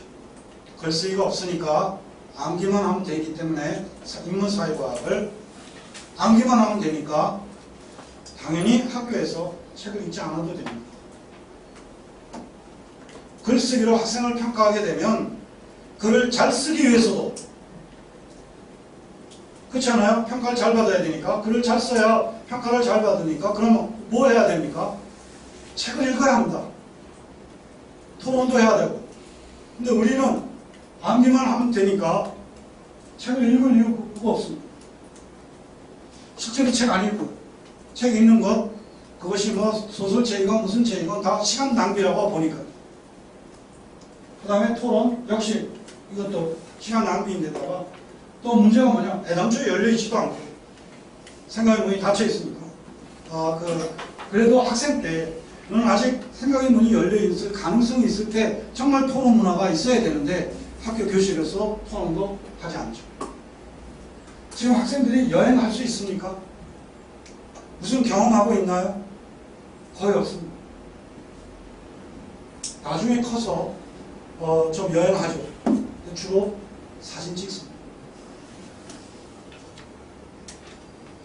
그러니까 이것도 없는데 성찰 수업 이거 하면 대단히 곤란합니다. 이거 없이 성찰 수업 많이 하면요, 그러니까 교주가 생기고 무언가가 생기고 이 대형교회 현상이 바로 이런 문제라고 저는 보는데요. 좀 맥락은 다르지만 아무튼 이거 없으면 이거 안 하는 게 외교 같습니다. 그러니까 이렇게 거의 다 이것으로 의식세계가 형성이, 이게 전반적인 모습. 그러다가 10대 후반 내지 20대 초 20살 안팎 이 시점에 소수의 사람들이 어떤 계기를 갖게 됩니다. 아까 말씀드린 선배상을 만나는. 그럼 선배가 뭐 했을까요? 선배가 뭐 했을까요? 토론 제기했습니다. 말을 걸었죠. 한국 현대사에 대해서 좀 알고 있냐? 한국의 분단이 어떻게 됐는지 뭐 이렇게 말을 걸죠. 또 어떤 사람은 너 전태일이 누군지 아냐? 뭐 이렇게 말을 겁니다. 그리고 이제 책을 소개하죠. 책. 그렇죠? 전태일 풍전, 한국 현대사의 인식, 뭐 이런 책들 아닌가요? 저도 잘 나가다가 20살 때 선배를 잘못 만나가지고 정말 엄청난 변곡점이 왔는데 그때도 결국 분단에 관한 책이었습니다. 분단에 관한 책. 그렇게 되는데. 자, 여기서 그래서 선배가 하는 일이 이제 이건데 바로 선배이기 때문에 생각의 문을 살짝 열어줬던 겁니다. 그러니까 거기를 치고 들어온 거죠. 그게 선후배간이 부모가 그랬다면 아마 생각의 문 안 열었을 거예요. 특수한 그런 환경 속에서 선후배간이라는 이런 지점에서 생각의 문을 살짝 여는데 그 선배가 치고 들어가는 이런 거죠. 그래서 이른바 한국의 운동권에서 얘기하는 의식화가 됩니다. 근데 이 의식화라는 말도 엄청나게 잘못된 표현이죠. 자, 우선 첫째, 그렇다면 의식화되지 않은 사람은 의식화가 된 게 없을까? 우리가 말하는 의식화와 제가 말하는 의식화, 지배 세력에 의한 철저한 의식화를 우리가 말하는 의식화를 통하여 사상시켰다. 마치 없는 것처럼 지배 세력이 얼마나 철두철미하게 의식화를 했는데 바로 이걸 통하여 주입시키고 의식화잖아요. 이것이 바로. 근데 왜 이것을 철저하게 없는 것처럼 만든 것이, 마치 우리가 의식화라는 말을 씀으로써 모든 사람들이 아무 생각이 없거나 또는 중립적이거나 이렇게 만들었다. 차라리 아무 생각이 없으면 다행이죠. 아무 생각이 없는 게 아니라 실은 이것에 의하여 철저하게 의식이 주입되어 있는, 그건 의식화가 아닌가요? 이 점이 문제였고, 그러다 보니까 나는 의식화됐다. 가끔 앞서 말씀드린 대로 그 소수의 사람들마저 함정에 빠집니다. 거의 다 선배를 잘못 만나서 반전되는, 내 권의 책을 읽은 걸로 상대화됐을 때 상대적으로 보면 확실히 나는 의식화됐고, 저 사람들 아직 선배를 만나지 못한 과거의 나에 비해서 나는 이미 개구리가 됐는데 저들은 대다수가 아직 올챙이로 남아있고, 그러니까 오만한 공부 안 합니다. 한국의 진보 진영만큼 공부 안 하는데, 물론 많이는 모릅니다만 정말 찾기 어려울 겁니다. 이렇게 공부 안 하는 거죠. 진보 진영이 자기를 변화시키지 않으면서 어떻게 진보 진영의 한 자리를 할 수 있는지 놀라울 정도로 정말 공부 안 합니다. 이런 말할 수 없이 공부 안 합니다. 왜? 공부 안 해도 되니까. 진보 진영의 인사로 행세할 수 있는 그냥 조직 안에서의 그런 그 영향력만 갖고 있으면 되니까. 그것이 지금 오늘 이런 상황을 벌어졌다고 보죠. 여러 가지 다른 배경도 있겠습니다만, 그리고 그 선배 잘못 만나서 반전시킨, 형성한 것이 아니라 어린 시절부터 자기 정체성과 조우하면서 끊임없이 고민하고 성찰하면서 형성한 것이 아니라 너무나 쉽게 반전시킨 이거니까 굉장히 거친데도 바로 상대적 우월성 때문에 이 결이 아주 그렇게 섬세하지 못한 그런 모습을 보이죠. 그리고 그 반전시킨 부분에 있어서는 어떤 진보성이 있을지 몰라도 다른 부분에 있어서는 여전히 이것의 그 범주에서 크게 벗어나지 못한다. 예를 들면 노동 문제에 대해서는 심지어 급진적이기까지 한데 성소수자 문제에 있어서 또는 양성평등 문제, 성평등 문제나 성소수자 문제나 이런 문제에 있어서는 아주 이런 격에서 전혀 벗어나지 못한 이런 모습을 보인다든지 이런 거죠. 그런 것이 제가 갖는 문제의식입니다. 그러면 어떻게 할 거냐? 다시 설득으로 돌아가야 합니다. 방법이 없습니다. 완고가 없어요. 우리가 설득을 포기했다. 우리 안에 그냥 개탄하고 우리의 존재의 그 우월감을 그냥 다독거리면서 지금 자족하고 있는 우리의 상황이라면 희망 없습니다. 감히 그렇게 말하고 싶은데요. 이 정치적 힘의 역학관계를 바꾸지 않는데 어디서 희망을 얻을 수 있을 것이며 그 정치적 힘의 역학관계를 바꿀 수 있는 길이 과연 무엇일까? 우리는 정말 우리 프란치스코 교정 같은 분이 그냥 매일 좀 한국에 와 계시면 좋겠는데 그건 아니고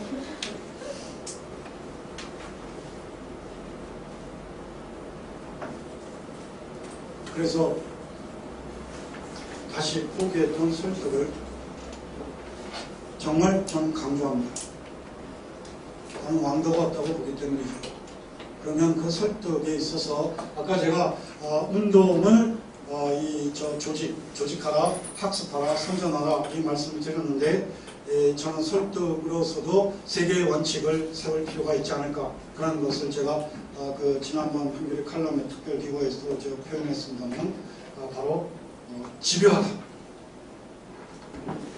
설득의 3원칙. 이건 제 얘기예요 그냥. 집요하다. 그 다음에 설득 대상에게 성실해야 그 다음에 무엇보다도 겸손.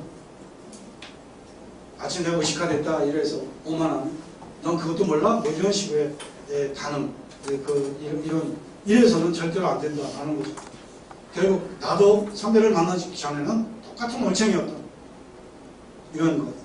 그래서 내가 갖고 있는 것이라는 것도 지극히 아주 낮은 수준에 머물러 있다는 이런 인식. 상대적으로는 그렇지 몰라도 어떤 보편적 가치 내지는 절대적 기준으로 봤을 때는 정말 아주 낮은 인식 수준에 머물러 있다는 그런 인식. 그래서 생각의 문을 항상 열어놔야 되는 나는 미완의 존재라는 당연하죠. 미완의 존재라는 그런 자세가 있어야 하지 않겠는가라는 것이 이제 제가 결론 비슷하게 말씀드리는 겁니다.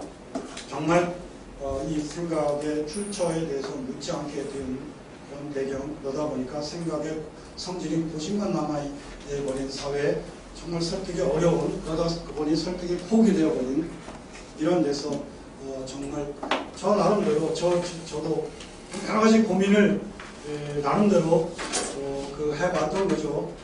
물론 그것이 제 지금 말씀드린 것이 이것이 뭐 완벽 저기 하다 이런 게 아니라 제 나름의 문제의식을 그리고 나름대로의 어떤 작은 실마리 어떤 돌파할 수 있는 그것이 가능하다면 그 말씀을 드리고 싶었던 거죠. 제가 저는 격언 말씀을 드리면서 이제 우리의 상황과 견해를 보고 싶은데요. 옛날에 나온 격언입니다. 그래서 여기 잡초가 나오는데 잡초에 대해서 부정적인 의미로만 사용될 때에 지금은 생태적 관점이 있어서 잡초보다 야생충이 뭐니 존재 이유가 긍정적인 의미가 있지 않습니까? 그걸 감안하고 들으셔야 됩니다.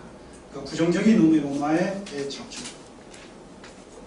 잡초는 없앨 수는 없지만 뽑을 수는 있다. 무슨 뜻인지 아실 겁니다.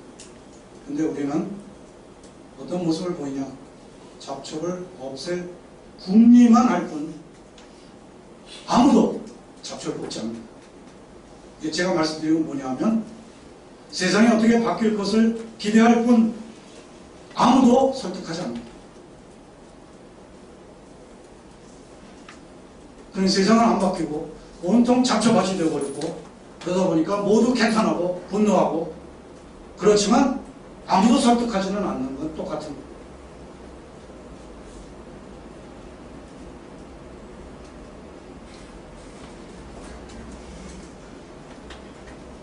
예, 그래서 정말 어렵지만 설득하기 집요하게 그리고 성실하게 그리고 겸손하게 네, 제 말씀에 와서 마치겠습니다. 고맙습니다.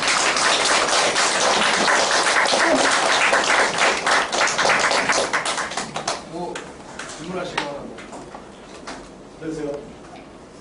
자유롭게 질문하세요. 네. 저는 이제 LNG, 내가 LNG 보니까 네. 제 셋이에요. 네. 다른 애들은 이제 제가 알아서 잘 모르는데, 막내 같은 경우는 중2인데, 중2로 올라왔는데, 이게 이제 확실히 이제 성장 발전이 되다 보니까, 공부에 관련된 지금 말씀하신 대로 주입식 교육은 확실히 효과를 발휘해요.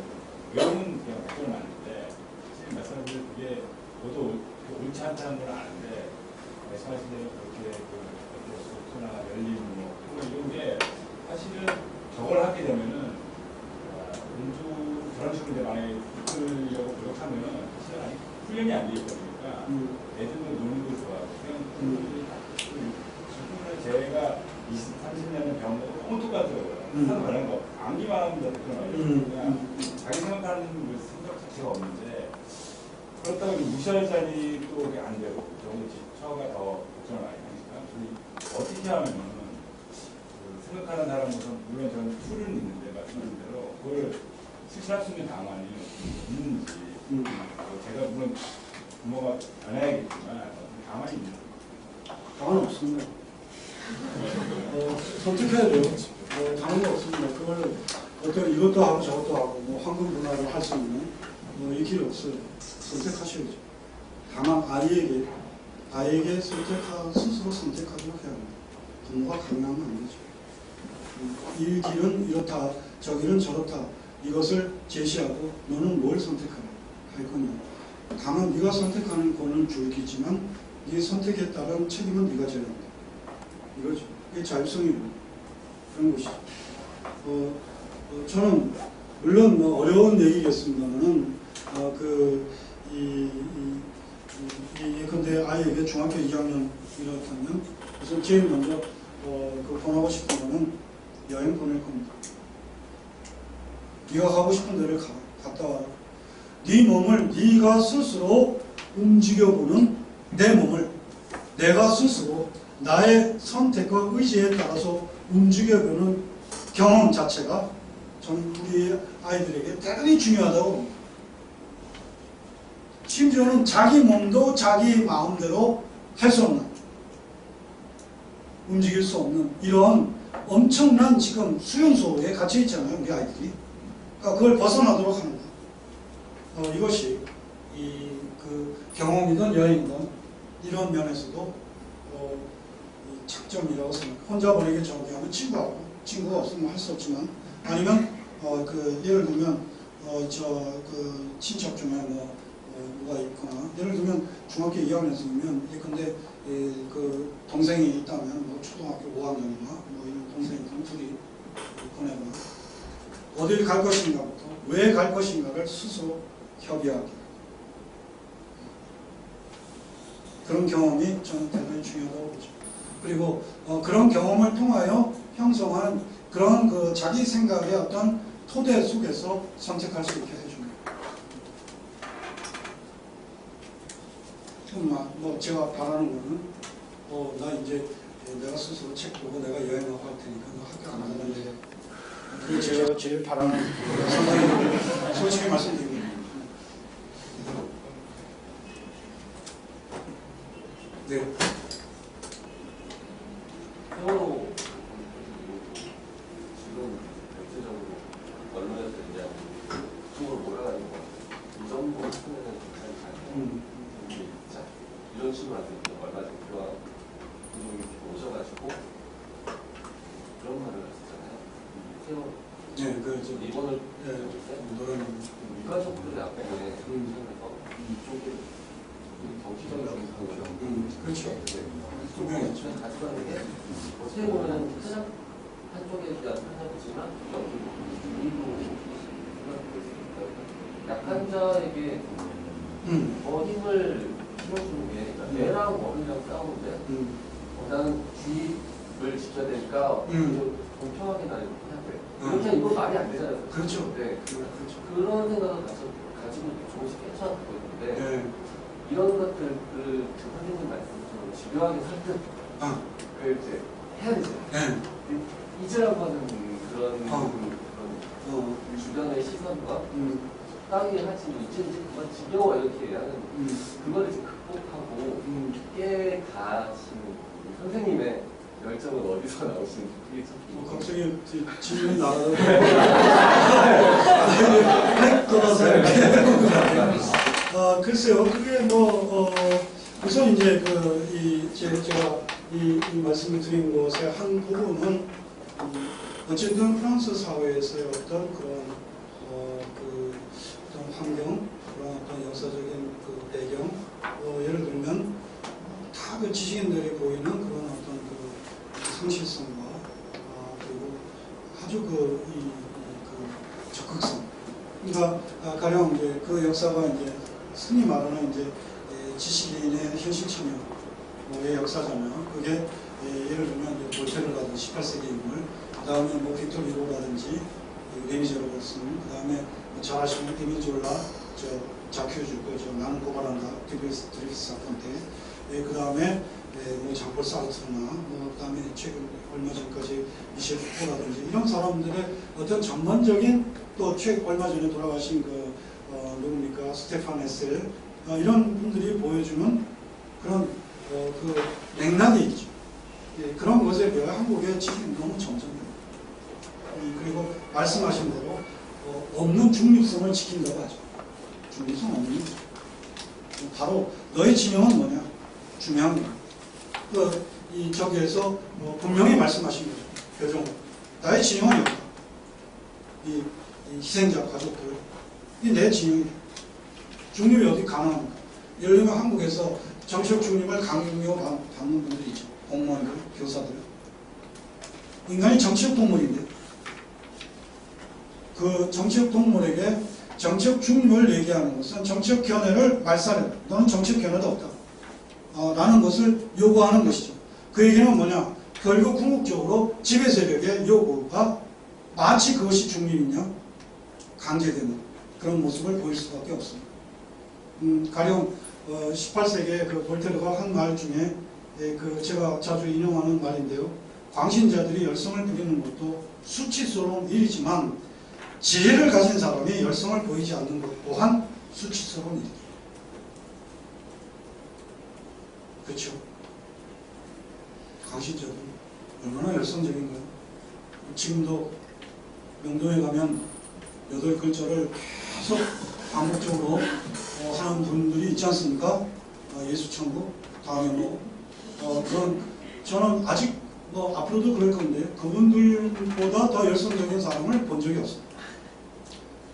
그분들의 버금갈 만큼 열성적인 사람이 있습니다. 사리사욕 추구자. 왜? 내가 사욕을 추구하는 사람이기 때문에 노름하는 사람, 이런 사람들 그 며칠씩 노름한 사람 보면 눈빛을 보면 광신자의 눈빛이죠. 그 다음에 또 하나 그 다음으로 열성적인 사람이 있어요. 극단주의자. 극단주의이기 때문에 열성적입니다. 이들에 비하여 과연 우리가 인권을 지향하고 민주주의를 지향하고 상식을 지향하는 또 사회 추구가 아니라 공공성을 지향하는 요즘 그 사용하죠. 그거에 대한 논란도 많이 있는데 그런 거에 비추어 사욕을 추구하는 세력에 비해서 공익을 추구하는 사람들이 얼마나 열성적일까? 말하자면 열성이 내재되어 있지 않습니다. 그러니까 의지로 열성을 결합시켜야 합니다. 우리가 정말 민주적인 시민의식이고 그렇다면 그래야 겨우 균형을 이룹니다. 이런 점이 제게 만약 그런 힘이 어디서 나오냐라고 말씀하시면 대부분의 경우 의지입니다. 의지여야 그래야 겨우 균형을 이룬다는 거죠. 왜냐하면 광신에는 사리사욕 추구에는 그 다음에 극단주의에는 그 자체의 열성이 내재되어 있습니다. 만약에 우리가 민주주의를 지향하고 상식을 지향하고 그 자체의 열성이 내재되어 있을까? 아니라는 말로만 하죠. 바로 그런 점에서도 제가 이 설득에 직요한 말씀을 드립니다.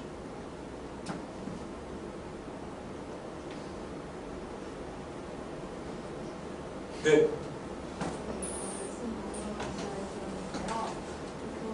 교육이란 과정, 보고서부터가 사람의 의식을 규정하는 중요한 제도라고 생각하는데 꼭 그렇게 자리 잡으려는데 가정에서도 우선 그 아이의 질문에 제대로 대답할 수 있는 부모님 조건이 어떻게든 갖춰야 되잖아요. 현실 상황에서는 맞벌이하는 가족이 대부분이고 그 아이에게 제대로 된 대답을 할 수 있는 부모님의 사정도 여의치가 않고 교육에서도 교육과정은 매년 바뀌고 거기 이제 학생들을 휘둘리는데 그 두 개를 종합해서 보면 그러니까 누가 권력을 갖느냐 누가 기대의 세력이 되느냐에 따라서 그걸로 바뀌어지는 그런 제도나 그게 너무 많기 때문에 그리고 이제 누가 권력을 갖느냐가 중요한 것 같은데 그렇다면 이제 선거가 중요하게 민주주의 사회에서 선거를 통해서 이제 최고 대통령이 뽑히는 건데 근데 또 투표를 피해는 저번에 이번 대선도 그렇지만 제가 뽑지 않은 사람이 대통령이 돼서 저는 원하지 않은데 그 사람의 뭔가 대통령 지배도 다 받아야 되는 거잖아요.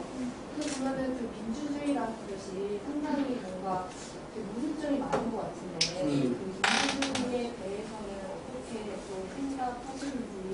예. 그게 바로 이 제가 질문을 던진 거 아까 제가 말씀드렸잖아요. 존재에 맞는 의식을 갖고 있지 못하게 되는 이 문제를 제기한 것이 바로 민주주의 문제와 맞닿아 있는 것이죠. 아주 쉬운 예로 얘기해 봅시다. 우리는 지금 20대 80의 사회라고 하죠. 마찬가지로 사회학국가 수치화한 건 아닙니다. 이게 실은 세계화의 덫에서 처음 나온 말로 저는 알고 있는데 세계가 이렇다라는 거죠. 독일의 그 저널리스트가 쓴 세계화의 덫에 한 20년 전에 나왔다고 생각합니다. 그게 잘 아시겠네요. 그죠? 그랬습니까? 하여튼 저희가 20대 80, 21세기가 80이나 갖고 있고 에너지도 그렇게 쓰고 있고 80이나 되는 이 제3세계에 이게 20밖에 없는 근데 이게 세계는 세계 정부가 없잖아요. 투표하지 않잖아요. 그러니까 지금 그런 상황인데 한국 사회처럼 정말 지금 어쨌든 민주주의, 민주공화국, 민주주의라는데 그럼 이 모습을 어떻게 설명할 것인가? 아주 간단한 질문입니다. 민주주의는 이 시대에 해당한다고 해요. 투표권 많지 않아요. 19세기 후반에 저기처럼 독점하고 있는 것도 아니고 19세기 후반에 그 유럽 같은 경우는 노동자 서민들은 투표권 없죠. 지주하고 부르주아만 갖고 있었던 이런 시기에 비해서 그렇지 않고 20에 있다고 해서 투표권 독점하고 있지 않고 80에 있는 사람도 투표권을 갖고 있다. 그러면 왜 80이나 되는 사람이 민주주의가 준 정치적 힘을 통하여 예를 들면 30대 70 같이 좀 더 평등한 사회로 가야 하는데 가야 마땅하죠. 민주주의가 실질적 민주주의가 이루어진다면 즉 존재에 맞는 의식을 갖고 있다는 거예요. 말하자면 존재에 비반된 의식을 너무 많이 갖고 있는 이 사람들 여러 가지가 작동합니다. 우선 20에 그것이 이제 다 의식과 욕망의 문제. 20에 해당하는 사람 적극적입니다. 그리고 그런데 80에 해당하는 사람 소극적이거나 나아가서는 정치에 대해서 무관심 내지는 정치 혐오 아니면 나아가서 포기 아예 투표 관심도 없는 그리고 실제로 투표조차 하기 어려운 환경에 처해 있는 사람 이런 사람들이 있죠. 그 다음에 80에 분열 한국 같은 경우는 호남, 영남 그렇게 지역으로 분열되어 있고 정규직, 비정규직 지금 비정규직들의 어떤 소름의 대상은 자본이 아니죠. 정규직이죠. 이런 분열 이게 이제 디바이드 앤드 룰이잖아요. 분할 통치라는 그 로마 시대부터의 지배 전략 아닙니까? 그 지배 세력에. 그 다음에 그 가장 중요한 것이 이제 80 중에 너무 많은 사람들이 자기 존재에 맞지 않는 우리가 흔히 얘기하는 계급 배반. 자기 처지는 80에 있는데 20은 20편을 열심히 들어주는 사람 많잖아요. 잘 알지 않습니까? 새벽부터 열심히 나가서 그녀 누구 찍어야 된다 그런 사람들 많이 있잖아요. 그런 사람들 그게 바로 그 의식이 지배당하고 있는 거죠. 이것은 20대 80은 이것은 존재 내지 처지로 구분한 것이 그렇지 않아요? 사회 특히 경제적 처지 그렇지 않습니까? 그걸로 구분한 겁니다. 그런데 민주주의는 의식의 표현입니다. 이 자리에 계신 분들이 투표하는 거 생각에 따라서 하시는 거예요. 지금 갖고 있는 생각에 따라서 나 이번 투표 안 할래. 다 생각입니다. 투표하면 누굴 찍을 거냐? 다 생각에 의한 것이면 의식의 반입니다. 존재가 의식을 규정해야 됩니다. 아까 말씀드린 거예요. 두 번째 명제로 질문에서 존재가 의식을 규정해야 된다. 근데 20에 해당하는 사람의 경우에는 절대 다수가 자기 존재에 맞는 의식을 갖고 있습니다. 자기 존재를 더욱 낮게 하려는. 근데 80 중에서도 특히 문제가 되는 것은 이 아래쪽 서민, 노동자 이들이 자기 존재에 맞는 의식을 갖고 있는 게 아니라 바로 자기 존재에 이반되어 있거나 배반하는 의식을 갖고 있어서 그래서 20편을 열심히 들어줍니다. 이런 거죠. 그 다음에 그런 메커니즘이 담겨 있고 마지막으로 또 중요한 건데 이것은 제임스 조이스 같은 분도 더블린 사람들에서 담겨 있는 내용 중에 한 꼭지가 딱 맞는 그런 건데 뭐냐 하면 욕망에 의하여 배반하는 사람들이 있어. 지금은 80에 있지만 다 욕망은 20에 갈 거잖아요. 그 욕망을 계속 부추깁니다. 지금 지배 언론들이 하고 있는 것 중에 하나가 그렇죠. 네가 잘 안 해서 그렇지 네가 열심히 하면 돼 이런 거.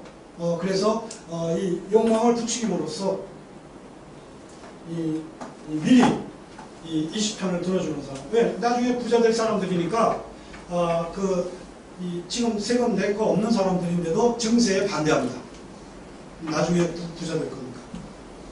나중에 세금 안 내라고. 어떻습니까?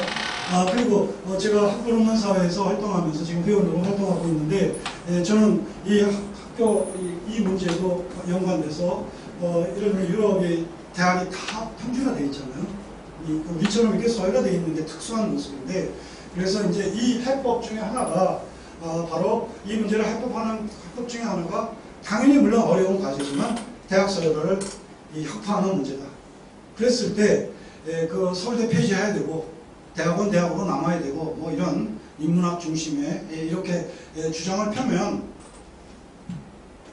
그러면 동의를 얻어야 되는데 제가 볼 때는 이른바 제가 아무리 봐도 이 요즘 같은 사회 저분들의 자제는 어느 뭐로 봐도 이 가능성이 없는 사람들이 외려 더 선조의 표정은 어떻게 합니까? 이런단 말입니다. 그게 다 욕망의 표현이에요. 내 자식이 지금 공부 안 해서 그렇지 공부 열심히 하면 가능성이 없다. 그 욕망이죠.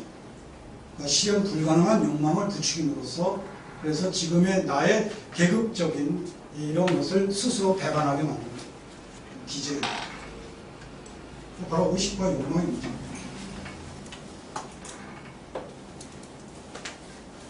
질문 한 분만 더 볼까요? 네. 네, 오늘 선생님 강연 너무 재미있게 잘 들었는데요. 제가 듣다 보니까 이런 생각을 많이 들었어요. 저희 나라에서는 특히 진보 진영, 개혁 진영에 있는 사람들은 경청이 느끼는 것 같아요. 경청이요. 그러니까 과거로부터 생각해보면 우리나라 사람들은 경청이라는 걸 사화의 의미로 많이 생각한다고 저는 생각이 들어요. 내가 누군가의 의견을 경청한다는 건 내가 그 사람보다 파워가 아래쪽에 있다고 생각하게 됩니다. 사실 뭐 가정에서도 부모 자녀 관계가 그렇고 제가 또 계급 사회에 속해 있는데 저희 지배층인 교수님도 제 생각을 전혀 묻지 않는 그런 거 보면 네, 그렇죠. 항상 논문을 쓰면서 제가 가장 들었던 말이 난 네 생각을 듣고 싶은 게 아니다. 누가 그 말을 했냐, 정의를 했냐 이런 걸 그러니까 대학원에 와서까지도 저는 자료를 갖고 있거든요. 가만 보면 사실 저희 진보 개혁 그 측이 상대를 설득하지 못하는 이유 중에 하나는 상대의 말을 경청하지 않고 나의 주장만 얘기하고 너무 똑똑하고 잘나게 언어는 굉장히 발달되어 있잖아요. 사실 생각 자체도 그렇고요. 하지만 저는 그래서 가장 큰 문제가 먼저 상대의 말을 들어줘야 하는 자세가 있어야 되지 않을까. 네, 맞습니다. 그런 생각이 되게 많이 들어요. 네. 그래서 선생님 오늘 그래도 굉장히 얘기를 들어주시면서 질문에 응답해 주시는데 사실 우리 어른들도 젊은이들의 말을 잘 들어주진 않거든요. 경청하지 않거든요. 그 가령 뭐 그 경청 굉장히 중요한 말씀이죠. 그러니까 아까 그 열린 토론 이게 이제 경청이거든요. 이게 다른 게 아니고, 그러니까 나는 아직 미완의 존재이고 누구에게도 다 스승인 거죠. 사실 그렇지 않습니까? 그것이 설령 방명교사일지라도 불가에서 내거든 모두가 다 스승이다라는 이런 그런 토대에 의해서 그게 경청하지 않는 것은 아까 말씀드린 맥락하고 똑같습니다. 제가 말씀드린 이미 다 존재의 완성 단계에 이르신 분들이 경청하지 않습니다. 당연하죠. 이미 다 완성되어 있는데 바로 그런 점이 겸손하지도 않고 이런 문제. 근데 왜 그렇게 되었을까라는 걸 따져볼 때 뭐 여러 가지 이유가 있겠습니다만 우선 자기 성숙의 모색이라는 것 자체, 자기가 미완의 존재 이런 것에 대한 소구력 자체가 물신주의 가치관에 의하여 무너졌습니다. 지금은 사람을 평가할 때 그 사람이 갖고 있는 집이라든지 그 사람이 뭐 교수야 뭐 아니면 그 사람이 그야말로 에릭 프롬이 말한 소유냐 존재냐라는 지점에서 소유에 매몰되어 있는 그러니까 어느 대학 나왔다 이거 다 소유 개념이거든요. 그러니까 그 사람의 존재가 어떤 존재인가를 묻지 않는 그러니까 그 누구죠? 그 마틴 루터 킹이 그 말했듯이 그 나에게는 꿈이 있습니다. 그게 내 자식이 그야말로 피부 빛깔이 아닌 인격으로 평가받는 그런 나라에 대한 꿈이 있습니다. 그랬잖아요. 우리는 바로 어떤 인품, 뭐 인격 이것이 무시되는 그건 관심이 없는 그러니까 그런 점에서 자기 성숙의 모색 자체가 죽어버려요. 돈 많이 벌면 되고 한국 사회 구성원들이 무엇으로 긴장하고 있나요? 결국 소유의 문제로 긴장하고 있죠. 자기 성숙의 모색을 위한 긴장은 죽어있는. 그럴 때 자기 성숙의 모색이 그 긴장이 살아있는 사람은 당연히 경청합니다. 누구의 말이라도 내가 지금 결여되어 있는 부분을 채워줄 수도 있겠다. 당연히 그 사람은 책을 읽죠. 왜 당연하죠. 미완의 존재니까. 내가 좀 더 성숙해야 되니까. 그렇습니다. 저도 좀 한 가지 좀. 네, 그러세요. 저도 선배님을 만나가지고. 그렇죠. 생각이 있어서 몇 년 전에 강연 보면서 좀 뜨끔했었는데 오늘도 또 한 가지 좀 뜨끔한 게 있었습니다. 이른바 진보라는 운동하신다는 분들이 조직만 있고 학습과 선전을 없다. 어떻게 보면 뭐 프레시 안에도 저희 뉴스가 있고 노동운동이나 뭐 많은 운동들이 있고요. 어제도 제가 무슨 뭐 합리적 보수라는 분하고 지금 인터뷰했는데 그분이 누군가를 거론은 안 하고 진보 평론가라는 사람들이 10년째 똑같은 내용 들어놓고 있다. 뭐 이런 지적까지 하시는데 그 언론이라는 게 저희가 특히 작은 언론들은 자체적으로 보라기보다는 사회에서 벌어지는 거를 이제 중계하는 거예요. 예전에는 전대차 비정규직 문제가 굉장히 큰 것처럼 막 큰 문제죠. 그러나 더 큰 문제는 더 많은 비정규직이 있다는 거니까 지금 말하자면 우리나라 사회에서 벌어지고 있는 갈등들이 굉장히 큰 것처럼 보이지만 언론이나 정치권에 대표되지 않는 더 큰 문제들이 있다는 거죠. 그러나 이제 일반 진보 언론들은 그 말하자면 약간의 기득권을 가진 진보 세력들을 대변하는 것에 그치니까. 네. 그 진짜 중요한 문제들을 하기 위해서는 이 언론들은 뭐 진보든 보수든 비판적인 거리를 유지해야 되고 그걸 위해서는 이처럼 자기 학습이라든가 이게 필요한데 저희도 뭐 그것 때문에 뭐 한 달에 무슨 뭐 올려도 뭐 잘 안 됩니다. 조직했는데도 학습과 환경이 부족한 측면이 있는데 뭐 가장자리라든가 그런 그러니까 물론 학습이라는 게 기본적으로 개인적인 자기 학습이어야 되지만 뭐 이런 조그만 조직이라고 그런 문제에 대한 그러니까 제가 기자들 보고 항상 하는 얘기가 주장만 있고 틀렸다. 내가 그러니까 주장을 하지 선택하지 않는다. 근데 그것은 사실은 우리나라 운동을 하시는 분들이 주장만 하지 않기 때문에 그렇다면은 뭐 운동하는 단체고 뭐 매체고 하는 어떤 그 집단적인 자기학습도 필요할 것 같은데 뭐 개인에게 맡길 것이 아니라 그 집단 차원에서의 어떤 자기학습을 할 수 있는 어떤 그런 뭐 정보는 있을까? 어색하시죠. 제가 이를테면 가장자리 그 조합을 협동조합을 이 생각하고 이렇게 마련해 나가는 이런 고민도 벤치들이 곳곳에 세워져야 된다는 데서 있죠. 이런 같이 모여서 자기 긴장을 쏟아 나누고 공유하고 같이 책도 읽고 같이 토론도 하고 물론 그 속에서 또 같이 행동도 하고 아직 이제 가장자리 조합에서는 그렇게 적극적인 행동까지 이렇게 하지 못했는데 예를 들면 밀양에 간다든지 작년에 한번 갔다 왔습니다만 또는 광화문 지역에서 만나거나 이런 것들을 하고 있는데 저는 지금 진보진이 지리멸렬되어 있는 이 상황에서 각 지역과 다 이제 흩어져 있잖아요. 그리고 인간이 감정의 동물이다 보니까 다 막 서로 안 보이려고 하고 이런 현실에서 다시 어떤 의제를 통하여 학습 의지를 통하여 다시 이렇게 모이는 이런 것을 그 가능성을 좀 찾아야 그런 데서 돌파해야 되지 않을까 그런 생각을 하고 있죠. 그 중에 하나로 제가 예를 들면 기본소득제 같은 거를 꼭 같이 공부하는 뭐 이런 모색이라든지 이런 것이 이 지역 단위에서 좀 일어났으면 하는 그런 기대를 하고 있죠. 사실 그 학습 대단히 중요한 가령 한국의 이 말씀 이제 그거는 사실은 중요한 건데요.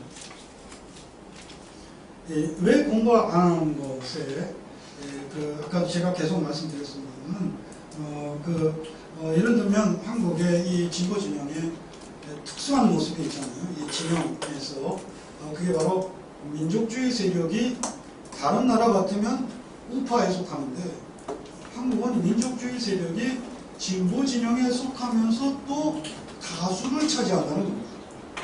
이 문제인데 이 문제에 대해서 과연 얼마만큼 학습이 되었을까 라는 점에서 아주 민족 정서 이런 차원에 머물러 있는 그러니까 아주 말도 안 되는 상황이 벌어지고 있는 근데 그분들을 또 인권적 측면에서는 당연히 같이 같은 진영에 서야 되는 굉장히 어려운 처지에 있는 것도 저는 다른 것보다도 조직은 있는데 학습 선전이 없는 이런 사회 상황으로 보고 있죠. 저희는 주로 독자 작업들을 보시는데 저희가 기자 작업은 상대하는 작업을 그래요. 혹시 뭐 꼭 질문해야 되겠다 이러신 분 계신 예, 박수로 좀. 네.